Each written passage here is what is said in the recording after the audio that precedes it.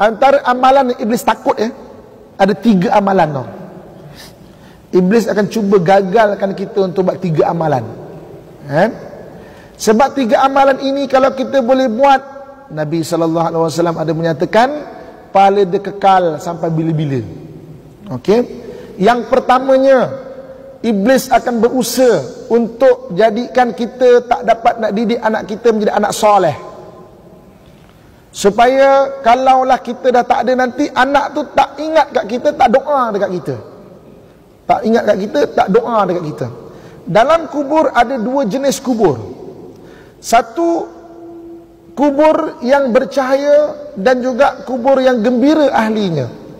Satu yang gelap dan sunyi.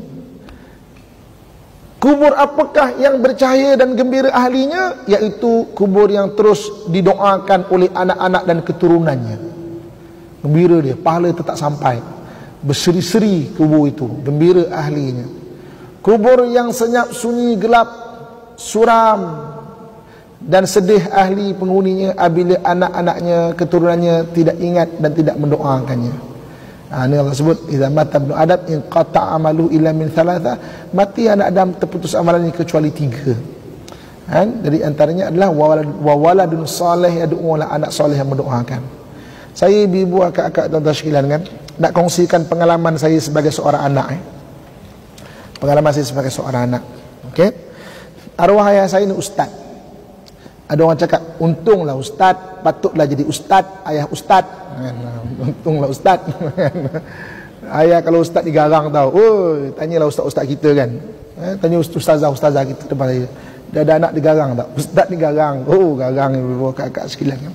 Dia banyak nasihat dekat saya. Kan? Ketika hari dia meninggal, ada satu nasihat saya tak lupa.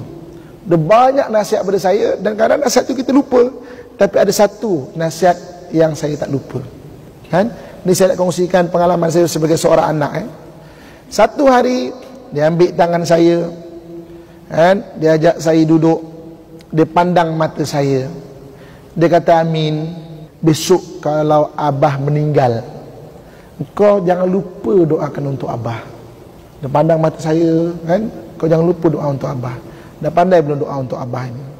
Hari dia meninggal, banyak pesanan dia saya lupa, tapi pesanan ni saya tak lupa. Sebab dia pernah sebut kat saya benda itu pada saya, dekat telinga saya. Kan?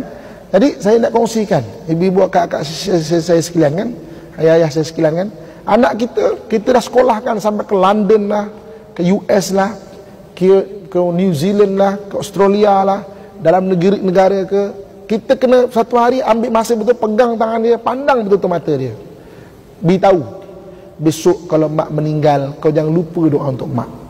Mak ni cakap macam tu, tak ni mak cakap betul-betul ni, kau jangan lupa doa untuk mak. InsyaAllah hari kita meninggal, dia tak lupa pesanan. Sebab kita pernah pesankan. Ini kadang-kadang, saya kalau pimpin tahlil dekat sekitar Lembah Kelang ni, kadang-kadang ada yang bertahlil tu orang masjid. Orang masjid La ilaha illallah, la ilaha illallah. Anaknya mana? Main WhatsApp kat luar bang. Kat luar, berbual-bual kat luar, syok rokok kat luar, berselfie. Tahlil rumah mak aku, kan? Update kat WhatsApp, dekat Facebook lah, itu aja. Sedangkan orang lain bacakan ada khilaf. Ada ulama kata sampai, ada ulama kata tak sampai. Anak baca tak ada khilaf, confirm sampai. Kan? So pesan pada anak. Itu pengalaman saya sebagai seorang anak. Saya nak kongsikan perasaan dan pengalaman saya seorang anak. So kita pesan kepada anak kita. Yang keduanya, amalan yang syaitan paling takut adalah al-ilmu yuntafa'u bi, ilmu yang dikembangkan. Sebab ilmu yang dikembangkan, pahala itu akan terus berterusan selagi mana ilmu itu diamalkan. Suatu hari ini kita ada ilmu, ibu-ibu, kakak sekalian kan, sampaikan. Ada Facebook, panjang-panjangkan. Ada WhatsApp, panjang-panjangkan. Tulis, salinkan balik. Mana tahu kan, orang yang baca tu ada yang berubah, Allah bagi pahala selagi mana dia berubah tu. Al-ilmu yuntafa'u bi. Saya cadangkan kita punya buku catatan kuliah kita tu, biar buku tu je tau, jangan campur-campur, kan? Kejap lagi kuliah Ustaz Muhammad, kan? Belakang ni betul nak barang-barang dah habis kat rumah, bawang 2 kilo, beras 5 kilo, ikan kembung, kan? 5 kilo, ayam 2 kilo, kan? Kejap lagi belakang tu pula resepi kek lapis Sarawak. Kuliah ilmu buku biar apa, setahun 2 tahun kita belajar, jadi buku compilation kita pada ilmu tu. Satu hari yang tidak mengajar boleh, kalau kita meninggal pun boleh dibagi manfaat besok kan pada anak cucu kita tu. Dan amalan yang syaitan cukup takut yang ketiga, wasadaqatun jariyah, sedekah yang berterusan pahalanya kan, wakaf yang kita buat berterusan pahalanya kan. Hari ni saya sangat syukur kepada Allah Subhanahu wa taala kan, kita punya program buka puasa ni, salah satu sultan dekat Malaysia ni ada kirim buka puasa. Saya tak tahu daripada mana dia tahu kan.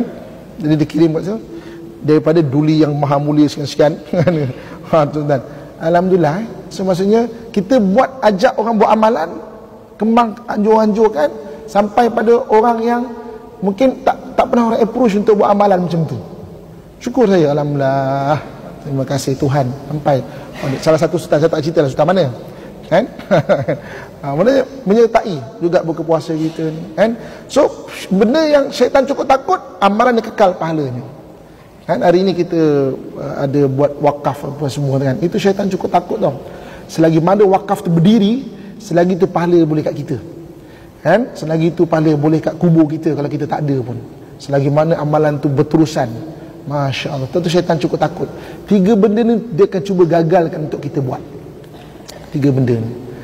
Sebab itu hari ni kan Nabi SAW sebut, idza mata ibnu Adam inqata'a amaluhu illa min thalathah. Mati anak Adam terputus amalannya kecuali 3. Sadaqatun jariyah, wal ilmu yuntafa'u bihi, wa waladun salih yad'ulah. Mati anak Adam terputus amalannya kecuali 3, sedekah jariah, ilmu yang bermanfaat, dan anak soleh yang mendoakan.